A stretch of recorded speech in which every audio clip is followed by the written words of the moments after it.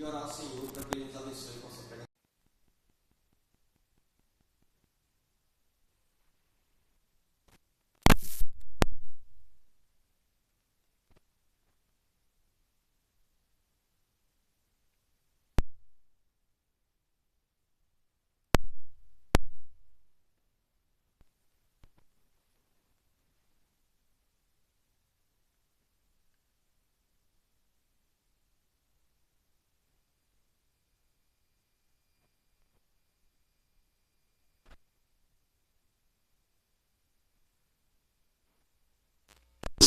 Tornando-se tão superior aos anjos, quanto o nome que herdou é superior ao deles. Vamos orar, igreja.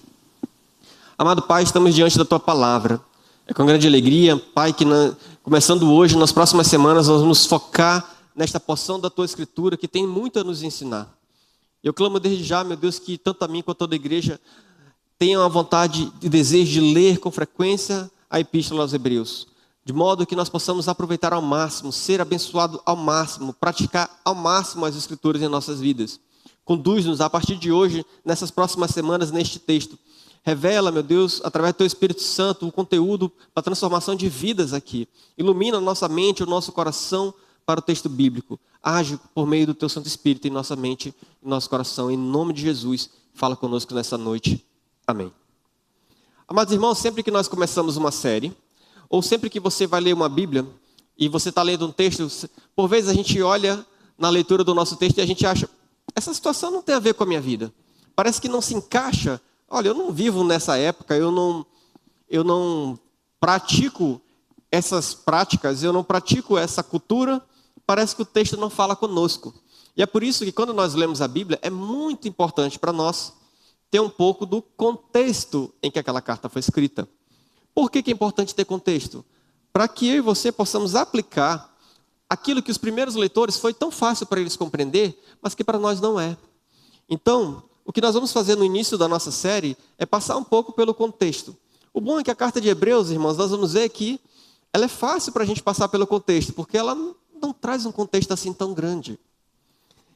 Mas é importante que eu e vocês saibamos o que estava acontecendo no momento da escrita dessa carta, quem escreveu essa carta, para quem escreveu essa carta, quando escreveu essa carta e por que nós temos essa carta. Por que o Senhor preservou uma carta como essa no cânon das Escrituras e ela está disponível para nós hoje, tanto tempo depois, não é mesmo?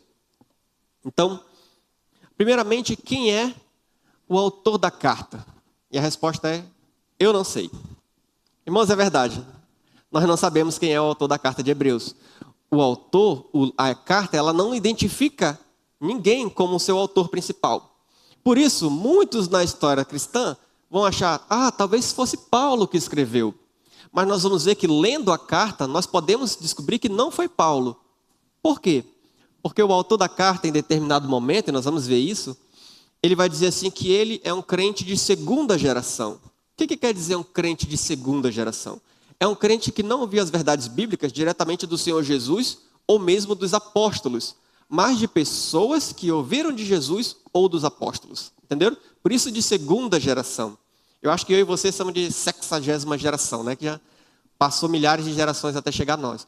Mas aquele autor ali, ele fala que é um crente de segunda geração. Ele ouviu as verdades das Escrituras por alguém que ouviu dos apóstolos. Ele não ouviu diretamente. Por isso que não pode ser Paulo. Porque Paulo, muitas vezes na sua escritura, ele fala que ele recebeu as suas verdades reveladas diretamente do Senhor Jesus Cristo. Paulo teve uma visão do Senhor Jesus Cristo. Cristo falou diretamente a Paulo e o inspirou, através do Espírito Santo, a escrever as suas cartas. Alguns vão achar que o autor foi Barnabé, porque Barnabé é chamado nas escrituras como filho da consolação, ou filho da exortação. E nós vamos ver, durante a nossa caminhada em Hebreus, que Hebreus é uma carta eminentemente de exortação. É uma carta que nos exorta várias e várias vezes a andar de determinada forma, a não fazer determinadas práticas, a seguir, a não abandonar a nossa fé. É uma carta eminentemente de exortação. Alguns vão dizer que talvez a carta de Hebreus foi escrita por Apolo. Os irmãos lembram de Apolo. Por quê? Porque a carta de Hebreus, diferente das demais cartas do Novo Testamento, ela é escrita num grego muito rebuscado, sabe? É como se no português alguém fosse escrever uma carta e você dá a carta para Machado de Assis, sabe? Aquela carta aquele português bonito, a pessoa sabe usar a mesóclise, sabe usar os acentos. A gente, muitas vezes, sabe nem usar a vírgula direita, a crase, né? Mas Hebreus não. Hebreus, ele tem um grego fluente, um grego poderoso, um grego formal. Isso difere muito dos evangelhos, que foram escritos por pescadores, pessoas humildes.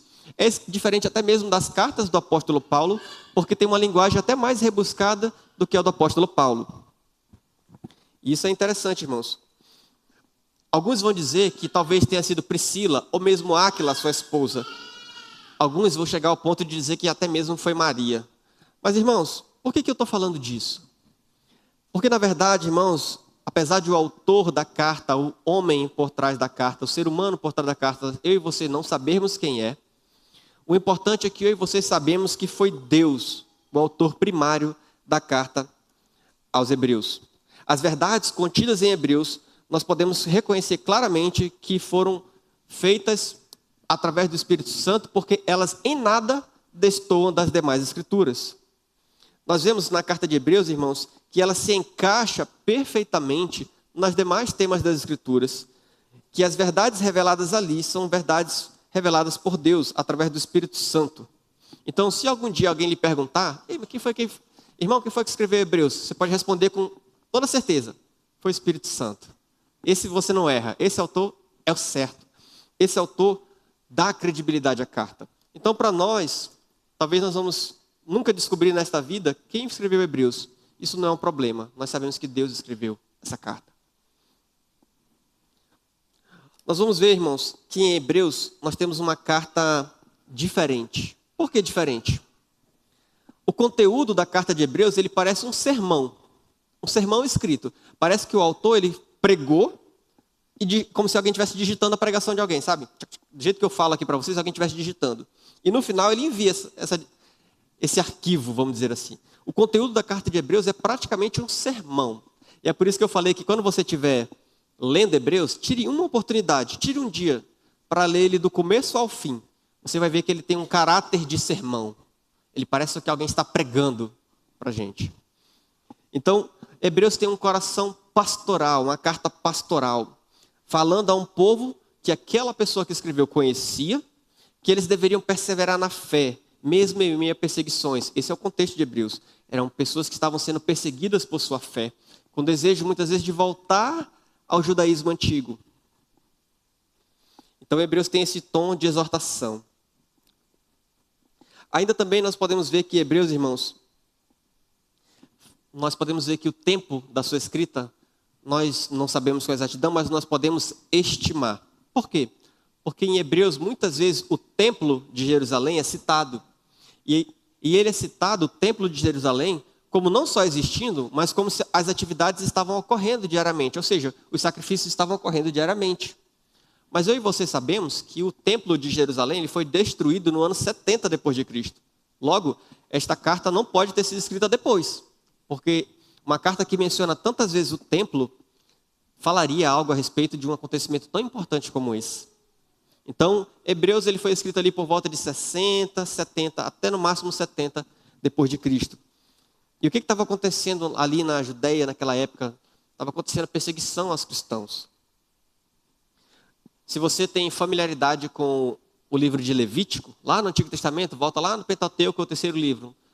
Gênesis, Êxodo e Levítico. Em Levítico, fala muito sobre o que fazer no templo, Deus dá ordenanças diretamente ao templo. E Levítico, irmãos, também é o livro que Deus mais fala diretamente. Em que sentido, Valdeir? Nesse sentido assim, quando a Bíblia vai dizer assim diz o Senhor, e abre aspas para a palavra do Senhor, Levítico é esse livro que mais tem, assim diz o Senhor mandando construir de tal forma, fazer de tal forma, dando as leis de tal forma. Hebreus ele vai muito voltar a Levítico. Então, se você tiver a oportunidade ou é familiarizado com Levítico, você vai também fazer muito proveito da leitura de Hebreus, porque ele vai mencionar muito Levítico, nos mostrando, irmãos, que o Antigo Testamento não é para ser esquecido por nós. Nós estamos na Nova Aliança, não precisa mais ler o Antigo Testamento, não. Para a compreensão do Novo Testamento, o Antigo Testamento ele é muito importante. Quem eram os destinatários da carta aos Hebreus? Bom, irmãos, o nome já diz, né? Os hebreus. Mas que hebreus? Que judeus ou que israelitas eram esses? Pois bem, eram os israelitas cristianizados, ou melhor, eram os judeus que aceitaram a Cristo como o Messias vindo. Eram os judeus cristãos, eram os crentes, irmãos. Porque nós bem sabemos que quando Cristo veio, ele não vem fundar uma nova religião. Cristo veio como uma promessa do Messias prometido ao judaísmo. Então, muitos dos irmãos judeus que creram na promessa, eles não se viam como crentes à parte do judaísmo. Eles se viam como hebreus que criam no Messias que veio. Então, o destinatário desta carta são esses judeus que estavam sofrendo perseguições, até mesmo dos seus próprios conterrâneos. E por causa disso, às vezes, eles queriam voltar para o judaísmo antigo, para as velhas práticas, para evitar essas perseguições. E o autor vai falar no tom pastoral que não, vocês não devem fazer isso. O judaísmo antigo é incompleto. O judaísmo antigo, as práticas antigas, estão aquém da revelação final de Deus, que é na pessoa do Senhor Jesus. Então, Hebreus é escrito nesse meio, nesta data, para esse destinatário, nessa circunstância. Mas por qual propósito? Por que foi escrita uma carta como essa? Qual era o propósito de Hebreus? O propósito, irmãos, nenhum outro era, senão encorajar a esses cristãos hebreus a perseverar na fé em meio à perseguição. Também tinha o propósito de demonstrar a superioridade de Cristo em sua pessoa, em sua obra, e expor as sinistras consequências do pecado em nossas vidas. Isso era a proposta do autor de Hebreus. Ele escreve com essa perspectiva. E por que isso fala a nós hoje? Com essa perspectiva, irmãos, nós hoje, eu e você, somos chamados a ler as Escrituras, principalmente Hebreus, e sermos encorajados, exortados a perseverar na fé em meio às tribulações dos nossos dias, em meio a qualquer circunstância que nos apareça, de modo que a gente olhe para Cristo e veja o quão supremo Ele é diante de todas as coisas. Nós vamos ver, o tema da nossa mensagem de Hebreus é essa, né? Cristo supremo sobre tudo e todos. Nós devemos olhar para Cristo, o quão Ele é supremo sobre todas as coisas. E como nós podemos viver a nossa vida diante disto. E é isso que nós vamos ver, a partir de hoje, nos nossos próximos encontros, irmãos. Como Cristo, Ele foi exaltado. Como é que Cristo é mostrado supremo sobre a criação, sobre as criaturas, sobre todas as coisas. Como a obra de Cristo é perfeita. E como eu e você podemos nos encorajar e aumentar a nossa fé baseada nessas verdades. Os irmãos lembram, irmãos, que é em Hebreus, que nós temos aquele capítulo famoso de Hebreus 11, que vai falar da nossa fé. A fé é o firme fundamento daquilo que não se vê.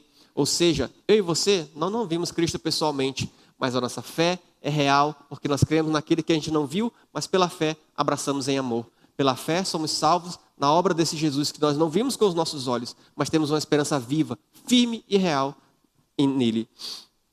É em Hebreus também, irmãos, que nós vamos ver a importância de eu e você continuarmos congregando, porque em Hebreus que vem aquele versículo famoso que diz assim: não deixe de congregar como fazem alguns, mas busquem exortar-se. Então, é em Hebreus que nós vamos ver que congregar como igreja, e hoje de manhã nós estávamos falando isso no nosso curso de novos membros, onde nós temos pessoas querendo fazer parte da comunidade, desta comunidade local. Quão grande é a importância de eu e você conviver em comunhão, ser membro de uma igreja local e participar desta igreja com os nossos dons, ajudando uns aos outros a crescer na fé. Hebreus vai nos ensinar, irmãos, sobre os ofícios de Cristo. E nós vamos começar a ver quais são os ofícios de Cristo. Cristo como um profeta, Cristo como um rei e Cristo como um sacerdote eterno.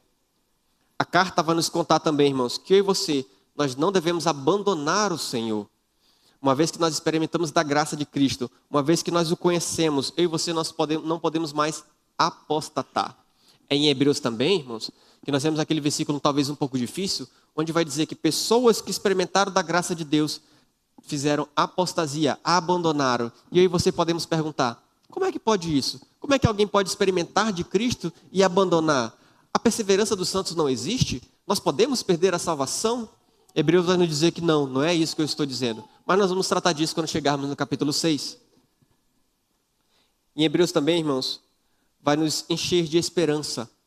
Hebreus ele vai colocar a temática do sacerdócio como o alvo principal. Nós vamos ver o sacerdócio de Cristo do começo ao fim de Hebreus. E vai nos ajudar, irmãos, a entender o que Cristo fez por mim e por você. E como isso dá esperança para nós, eu e você, vivermos o nosso dia a dia. A criarmos nossos filhos, a ir trabalhar, a via essa igreja, a ajudar uns aos outros. Tudo isso Hebreus vai nos ensinar. Por isso, irmãos, essa carta parece um sermão. Ela é um sermão. É um sermão-carta, ou uma carta-sermão. E eu falava com a minha esposa e dizia assim, que nós muitas vezes não temos o costume, eu não sei vocês, mas de ficar lendo o sermão escrito, né? Spurgeon, que foi o príncipe dos pregadores, ele tinha o costume de escrever os seus sermões e deixar publicado, eram publicados em jornais. E por isso que hoje nós temos cerca de mais de 1000 sermões dele publicados. Eu recomendo, os irmãos que quiserem ler, bota assim, sermão de Spurgeon no YouTube, você vai ter lá milhares. Vocês vão ler e vocês vão ser muito bem abençoados. Só não compare a pregação dele com a pregação do pregador da noite, que vocês vão ver que o nível difere muito, porque ali era o príncipe dos pregadores, um homem de Deus, usado assim para fazer pregações maravilhosas. Então, como é um sermão, como nós vamos entrar nesse sermão, nós precisamos tratar dos nossos versículos de hoje, os primeiros 4. E o legal de Hebreus ser um sermão, irmãos, que nos primeiros 4 versículos, ele já vai nos dar uma ideia do que nós vamos encontrar no restante da carta. Por isso que nessa noite, a grande ideia que eu quero percorrer com vocês, irmãos, é essa. Pode botar no telão?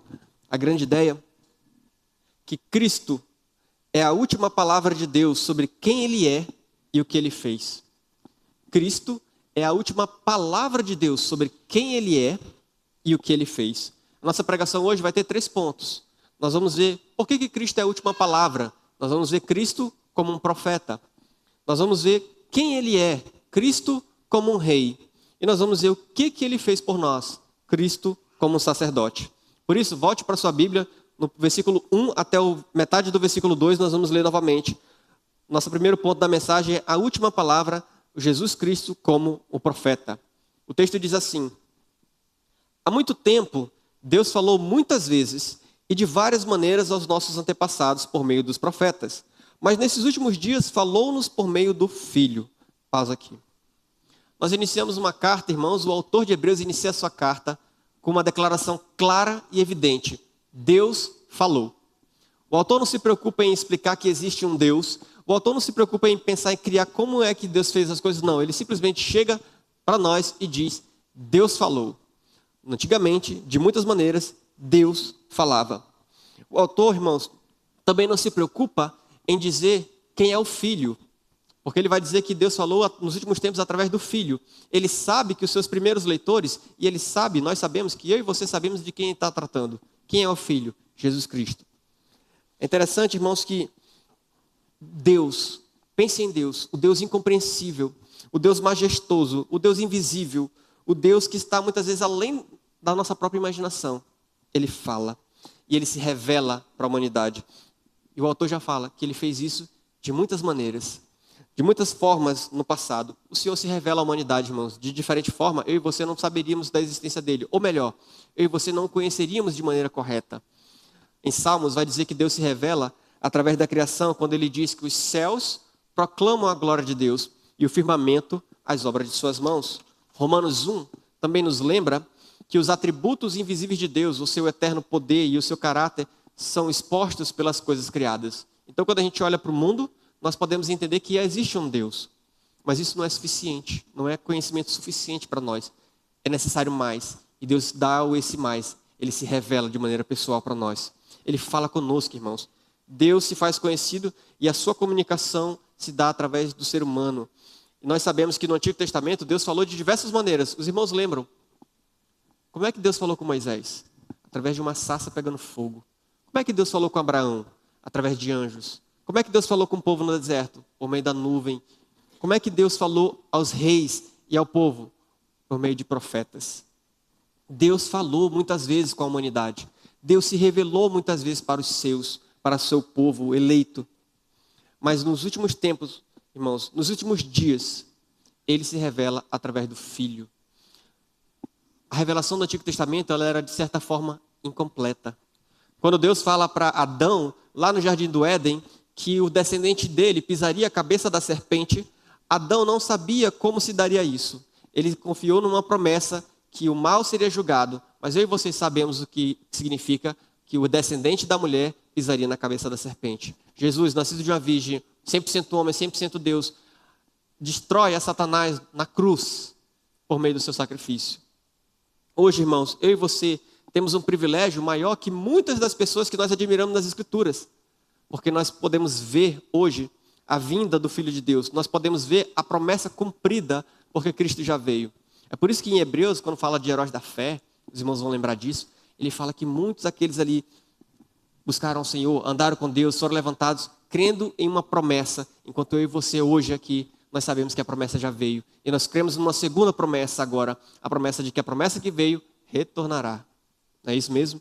A promessa que já veio vai retornar mais uma vez. E nós vamos viver ao aguardo da sua segunda vinda. E o principal, irmãos, tudo que nós podemos saber de Deus, Deus já revelou. É isso que esse texto diz. Se Deus no passado se revelava de várias maneiras, de maneira incompleta, de maneira menor, agora tudo que nós precisamos saber de Deus já foi revelado na pessoa de Jesus Cristo. É isso que o texto está nos dizendo, irmãos. É por isso que a partir desse texto ele faz o contraste. No passado, nos dias atuais, de muitas maneiras, de uma vez por todas em Cristo. A nossos pais pelos profetas, a nós, a mim e a você, em Cristo. Cristo, irmãos, é a revelação final de Deus. Ele vem ao nosso resgate. É por isso que ele é dado a ele esse ofício. É profeta. Qual é a função do profeta, irmãos? Qual é a função de ser profeta de Deus se não revelar a vontade de Deus, se não falar para nós hoje as palavras de Deus? Essa era a função do profeta. E por que Cristo é profeta? Porque Cristo fala a palavra de Deus. Ou melhor, se nós queremos conhecer as palavras de Deus, nós temos que ouvir a Jesus Cristo. O que Jesus diz é o que Deus diz, porque Jesus é Deus. Não é isso que fala para a gente João 1:1? No princípio era o verbo, e o verbo estava com Deus, e o verbo era Deus. Em algumas traduções vai estar escrito assim, no princípio era a palavra, e a palavra estava com Deus, e a palavra era Deus. Jesus Cristo é a palavra de Deus. Fala a nós, revela a Deus para a gente. Hoje, depois da vinda e ascensão ao Senhor Jesus Cristo, Ele nos deixou as suas palavras escritas. O cânon das Escrituras está fechado. Hoje eu e você podemos ter acesso a Deus por meio das Escrituras. Cristo se revelou a nós por meio das Escrituras, irmãos. Eu e você não precisamos de nenhuma nova revelação. Mesmo se a palavra de Deus nos alerta, mesmo que um novo anjo apareça diante de nós e queira trazer novas revelações, um evangelho diferente, eu e você devemos considerá-lo anátema, maldito. Por quê? Porque tudo que eu e você precisamos saber de Deus, nós temos em Cristo e revelado nas suas palavras. Então, irmãos, se isso é verdade, como é que eu e você temos lidado com a revelação de Cristo por meio da palavra? Como é que é? Como é que é o seu relacionamento, amado irmão e amada irmã, com a palavra de Deus? Você tem buscado conhecer a Deus através do seu Filho por meio da palavra? Como tem sido a sua vida diante daquilo que o Senhor deixou para nós? Os irmãos lembram daquele vídeo que eu trouxe da outra vez, né? Do rapaz, do comediante, falando de como nós podemos crer num Deus que é tudo, tudo, tudo, e que Ele deixa um livro para se conhecer, para que a gente pudesse conhecê-lo, e a gente não lia. Será que é isso que é esperado de mim, de você? Se Deus nos deixou a palavra, irmãos, nós devemos ter o cuidado de buscá-la. É uma carta de Hebreus, é uma carta de exortação. E a primeira exortação que Hebreus nos faz é essa. Que uma igreja, lá na situação de Hebreus, aquela igreja perseguida estava desejosa de voltar para o judaísmo para fugir da perseguição. Porque eles estavam sendo perseguidos até pelos próprios judeus. Mas a gente pode pensar, mas Valdeir, eu não estou sendo perseguido, eu moro no Brasil. Eu não preciso então, eu não tenho esse medo de ser perseguido. E eu digo para você, irmãos, pode até ser verdade. Mas longe das Escrituras, longe da palavra de Deus, eu e você podemos no futuro ser tentados também a abandonar a Cristo, abandonar a fé. Por quê? Porque nós vamos ir atrás de outras coisas, sejam deuses falsos, sejam práticas religiosas erradas, porque nós não temos o conhecimento das Escrituras, ou mesmo nós podemos estar nos enganando, achando que estamos servindo a Deus, quando estamos servindo um Deus criado pela nossa própria mente. Irmãos, Hebreus vai falar em determinado momento de pessoas que conheceram a graça de Cristo, mas que o abandonaram a fé. Sempre quando eu leio textos como esse, eu lembro daquela passagem nos evangelhos, em que no dia do julgamento, algumas pessoas irão chegar a Jesus. E chegando a ele, vão falar o seguinte: Senhor, Senhor, não profetizamos em teu nome? Em teu nome não expulsamos demônios e não realizamos muitos milagres? E Jesus vai lhes responder: nunca os conheci. Afastem-se de mim, vocês que praticam o mal.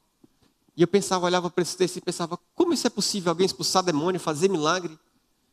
Quando a gente fabrica um Deus, que não é o Deus revelado das Escrituras, a gente pode achar e viver a nossa vida achando que estamos servindo a Deus, quando na verdade Deus não nos conhece, não tem relacionamento conosco.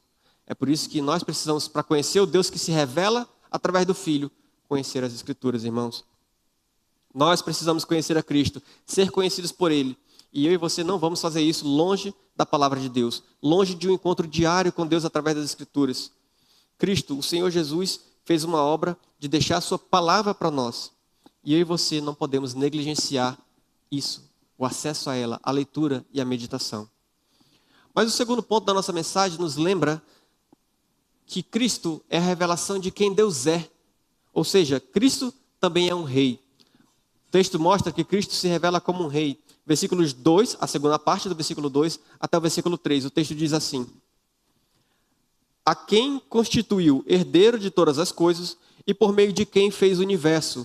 O Filho é o resplendor da glória de Deus e a expressão exata do seu ser, sustentando todas as coisas por meio da sua palavra poderosa. Depois de ter realizado a purificação dos pecados, ele assentou-se à direita da majestade nas alturas. Amados irmãos, o nosso texto nos volta para nós e diz que Cristo foi constituído herdeiro de todas as coisas. E ele é herdeiro porque ele é o único Filho de Deus. Ele é o primogênito. No Antigo Oriente, o primogênito era que recebia todas as bênçãos, as melhores coisas. Ele era o primogênito, era o que tinha direito a herdar do Pai. E Cristo é esse, é o primogênito de Deus, eternamente gerado. Ele é a quem pertencia todas as coisas, porque ele estava no princípio criando todas as coisas. E no final dos tempos, todas as coisas vão estar com ele novamente. No princípio, irmãos, Deus abençoou seu Filho para que nele recebesse e ele fosse glorificado em receber todas as coisas. E ainda mais a nós, nos receber na sua redenção, uma inumerável multidão de crentes redimidos e o universo totalmente renovado por conta da sua obra. O escritor de Hebreus vai dizer assim: esse Deus, esse Filho, foi por meio do qual ele fez o universo.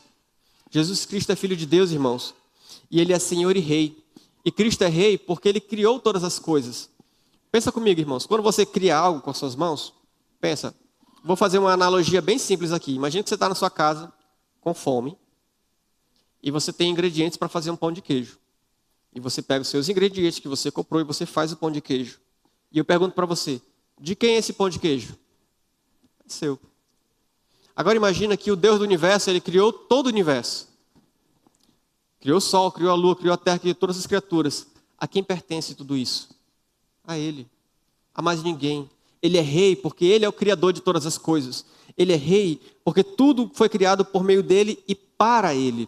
Quando a gente estava pregando Colossenses, nós falamos muito bem disso. Lá em Colossenses 1, versículo 16, diz assim: pois nele foram criadas todas as coisas, nos céus e sobre a terra, as visíveis e as invisíveis, sejam tronos, sejam soberanias, quer principados, quer potestades. Tudo foi criado por meio dele e para ele. E Hebreus vai nos dizer que mesmo agora, hoje, depois de tudo ser criado, ele continua sustentando todas as coisas pela sua palavra poderosa. Deus não somente cria o universo, mas ele sustenta o universo pelo poder da sua palavra. E eu queria trazer, irmãos, um comentário, uma mensagem. Pode botar nessa próxima foto aqui. Essa foto foi tirada em 1990. A sonda Voyager tirou essa foto, irmãos. É uma foto da Terra. Pode voltar na imagem lá, por favor. Isso. Essa é uma foto da Terra tirada pela sonda Voyager em 1990. A sonda estava a 6 bilhões de quilômetros da Terra. 6 bilhões de quilômetros da Terra. E o nome que deram a essa foto é o pálido ponto azul. E Carl Sagan, não sei falar o nome desse homem, Carl Sagan, ele vai escrever um livro com justamente esse título, Pálido Ponto Azul. E quando ele escreve esse livro, ele vai, a partir dessa foto e das suas reflexões, ele vai trazer alguns insights, e eu quero trazer alguns insights que esse homem trouxe. E eu quero fazer uma contestação posteriormente dele. Ele vai dizer em seu livro, irmãos, assim: é aqui, nesse pequeno ponto pálido azul, que está a nossa casa. Somos nós, nele, todos a quem amamos, todos a quem conhecemos, qualquer um sobre quem ouvimos falar. Cada ser humano que já existiu, viveu a sua vida. O conjunto das nossas alegrias e nossos sofrimentos, milhares de religiões, ideologias, doutrinas, econômicas que eram confiantes, cada caçador e cada coletor, cada herói e cada covarde, cada criador e cada destruidor da civilização, cada rei e camponês, cada jovem casal de namorados, cada pai e mãe, cada criança cheia de esperança, cada inventor e explorador, cada professor de ética, cada político corrupto, cada superestrela, cada líder supremo, cada santo e pecador na história da nossa espécie viveu ali, em um pálido grão de pó suspenso no raio de sol. Muitas pessoas, irmãos, após a publicação dessa imagem, começaram a refletir acerca do sentido da vida e muitas caíram numa depressão, muitas caíram numa vida, na ideia de, minha vida não tem sentido, eu sou apenas um grão de areia na imensidão do universo. Ficaram desesperançosos, sem propósito. Mas quando quando eu olho para essa foto, a única coisa que eu consigo imaginar, irmãos, é o quão grande o nosso Deus é. Essa é a Terra.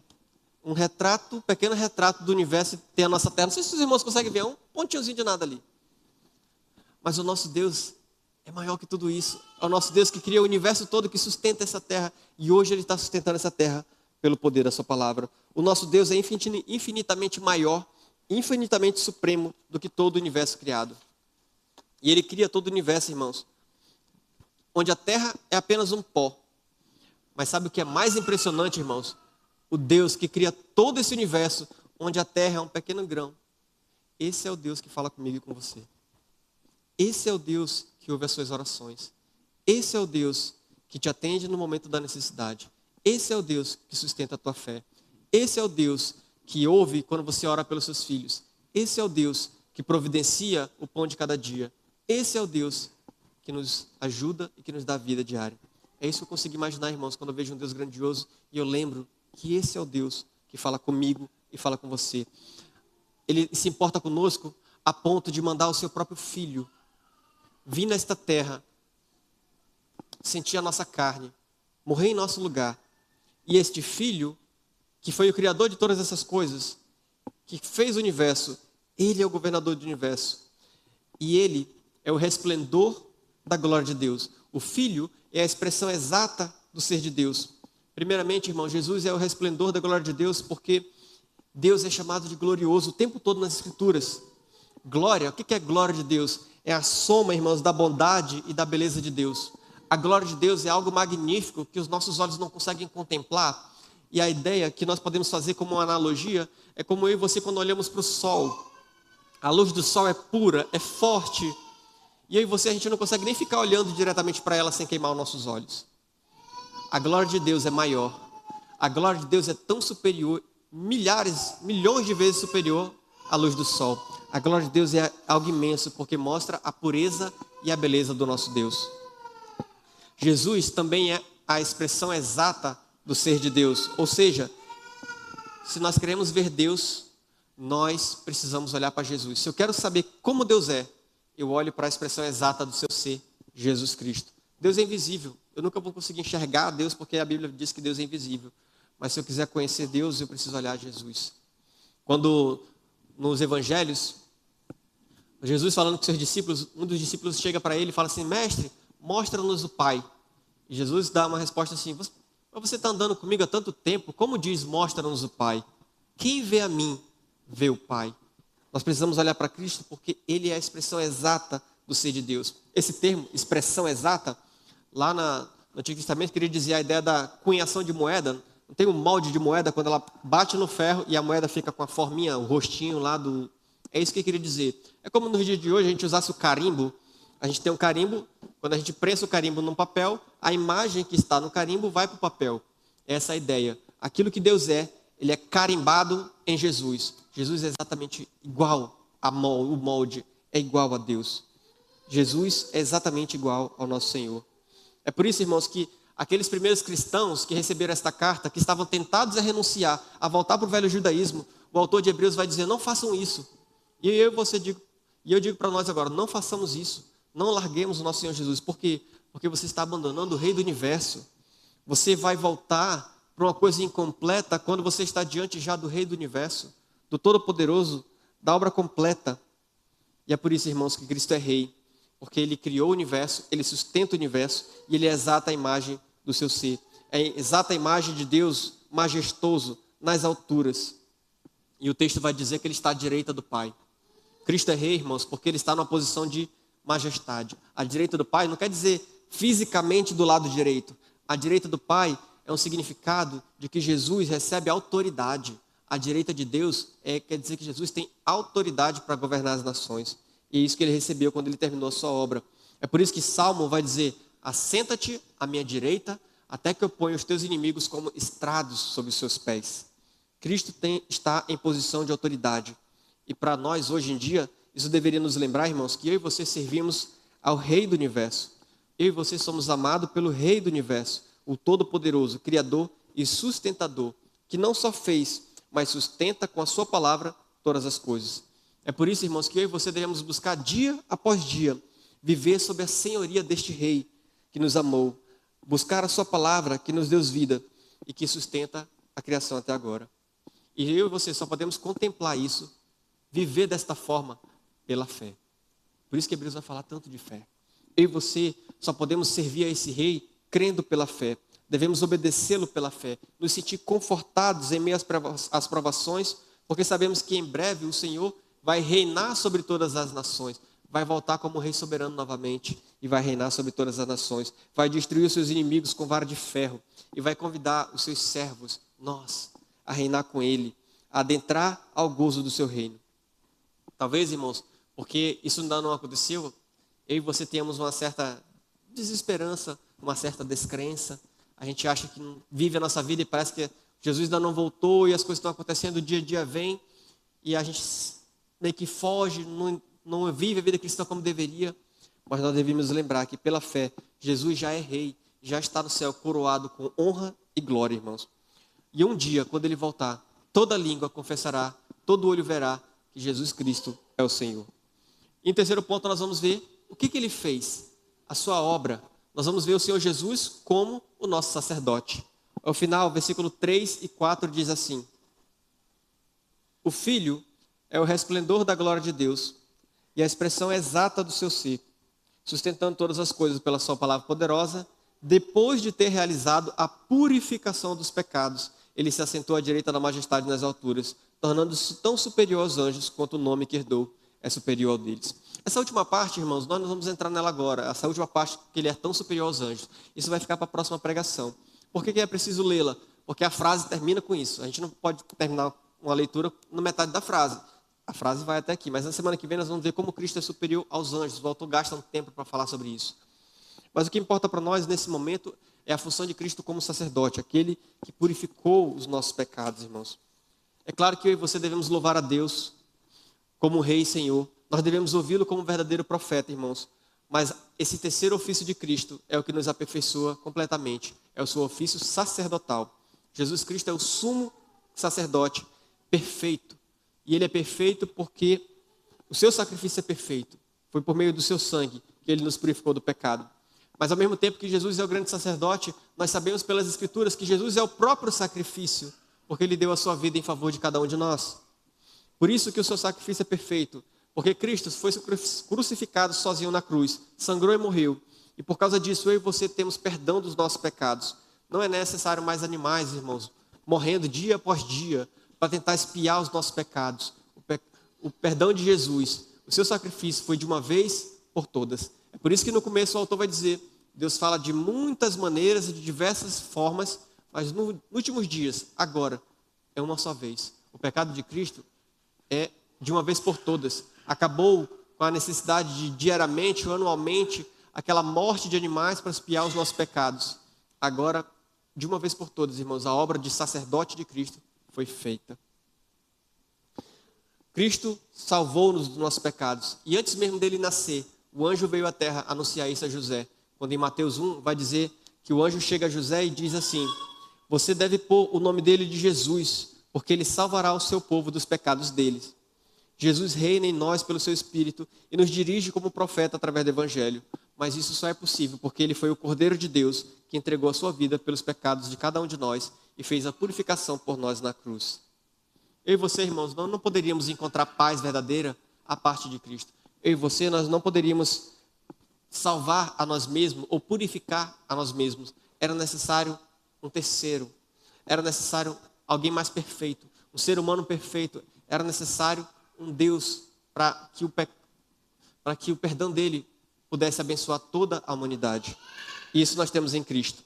Cristo é o irrepetível, como é que fala? Irrepetível, quer dizer que ele não se repete, sacrifício pelos pecados. Ele resolve o maior problema que eu e você temos na humanidade, o pecado. Irmãos, nós sempre falamos aqui na igreja, nós sempre devemos ouvir do Evangelho. O Evangelho é a boa notícia. E sempre que nós estamos falando de boa notícia, nos remete uma má notícia. Se existe boa notícia, é porque existe uma má notícia. E a má notícia é que eu e você estávamos mortos em nossos delitos e pecados, distantes de Deus. A Bíblia diz que a nossa carne, o nosso sangue, ou o nosso ser, fazia inimizade contra Deus, porque o pecado faz inimizade nossa contra Deus. E por causa da inimizade existe um abismo entre nós e Deus. E foi necessário a obra santificadora de Cristo para nos religar. Religião é isso, é religar com Deus. Isso foi feito através da morte vicária do Senhor Jesus Cristo. Por isso que Hebreus nos fala que Jesus é o verdadeiro e perfeito sacerdote. Ele realiza sacrifícios por nosso pecado. E é por isso que o texto diz que depois de haver purificado os nossos pecados, ele se assenta à direita de Deus. Além de local de poder e autoridade, irmãos, o fato de Jesus ter se assentado após ter purificado os nossos pecados, nos mostra que a obra acabou. A obra foi perfeita. A obra está concluída. É a ideia, irmãos. Sabe quando você está trabalhando o dia todo? Aí quando você para sentar, você terminou seu serviço e você para e senta. Pronto. A obra está concluída. Essa é a ideia. Não há mais necessidade de um homem ficar em pé, dia após dia, sacrificando. Porque Cristo já fez isso de uma vez por todas. E ele se assentou, como quem diz, a obra está completa. Na cruz, ele disse, está consumado. É isso que quer dizer, irmãos, a obra completa. Você consegue ver isso? Que ele é, quem ele é e o que ele fez por nós, irmãos, foi para dar vida a mim e a você quando nós éramos pecadores. Romanos 8 vai falar muito bem disso, irmãos. Paulo vai dizer em Romanos 8 que o Espírito da vida em Cristo nos livrou da lei do pecado e da morte. Porque aquilo que a lei, Hebreus vai lembrar muito da lei, aquilo que a lei não podia fazer por causa da fraqueza da carne, Deus fez enviando o seu próprio Filho em semelhança de carne pecaminosa. E no que diz respeito ao pecado, Deus condenou o pecado na carne, a fim de que a exigência da lei se cumprisse em nós, que não vivemos segundo a carne, mas segundo o Espírito.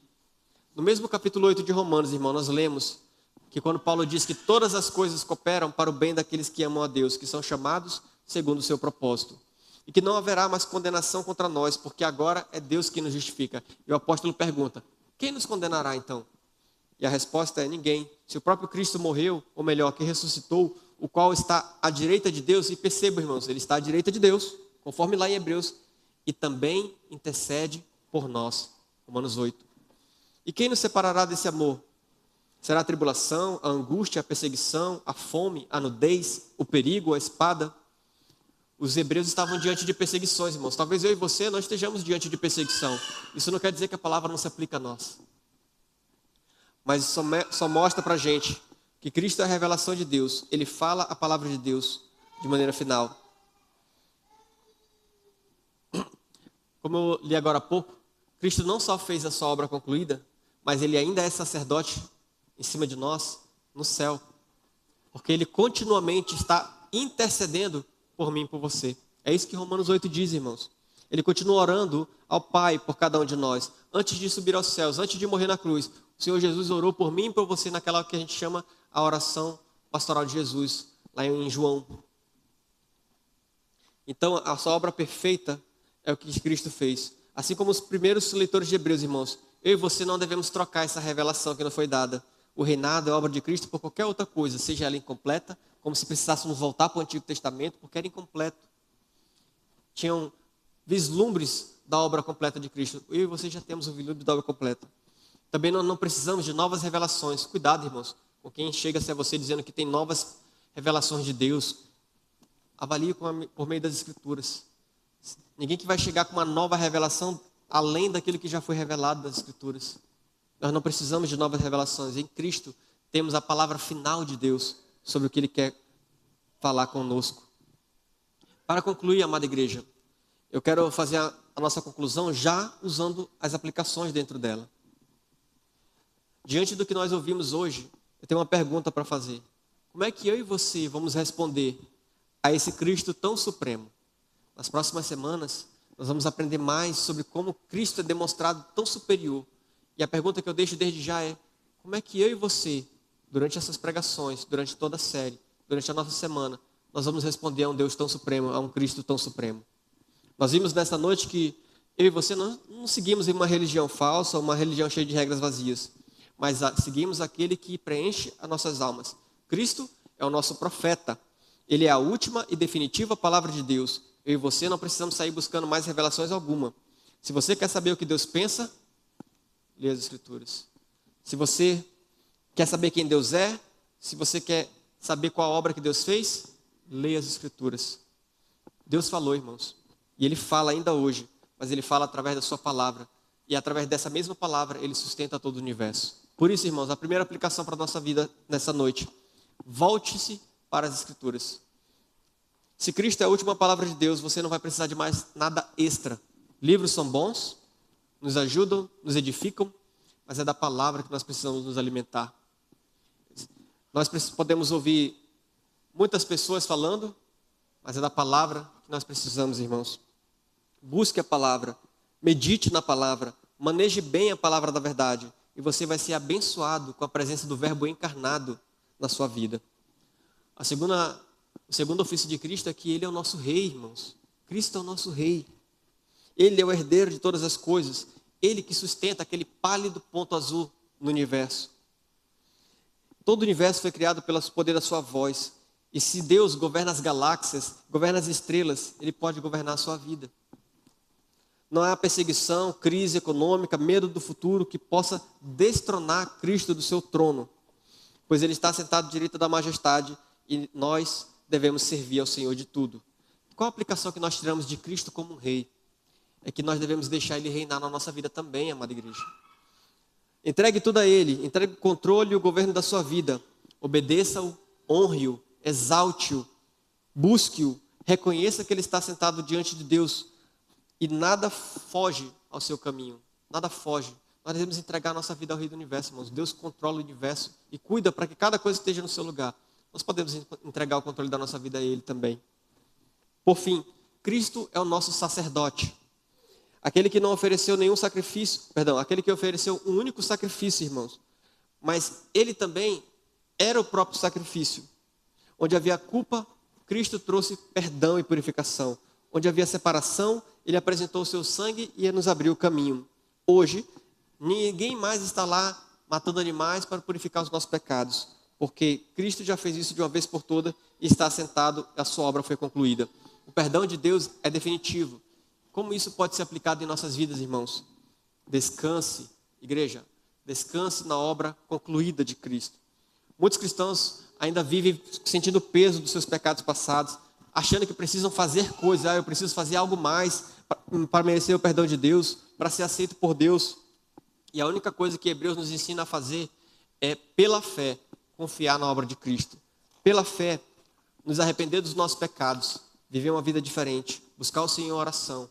Pela fé, acreditar nas promessas e aguardar as promessas que o Senhor deixou.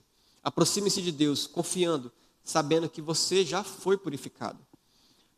Quero trazer uma mensagem para quem talvez possa estar aqui, irmãos, e ainda não é crente, não conhece, não recebeu do amor de Deus ainda, não experimentou.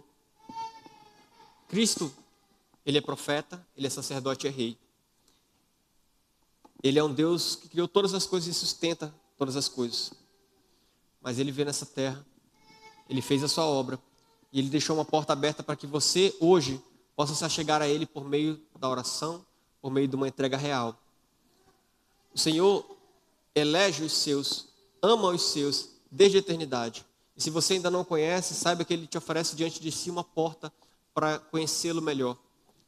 Você tem a palavra de Deus, mas você tem o seu coração e o Espírito Santo dentro de você para falar no seu íntimo. E se você está sendo convencido que essa vida existe algo mais, o Espírito Santo mora dentro de nós para nos convencer da justiça, do pecado e do juízo.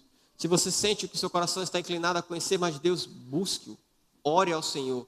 Peça a Ele fazer uma obra transformadora no seu coração. Aos demais que já foram alcançados por essa obra transformadora, confie na obra de Cristo. Confie, irmãos. Confie nesse Deus que é Rei. Confie na sua palavra. Confie na obra concluída na cruz.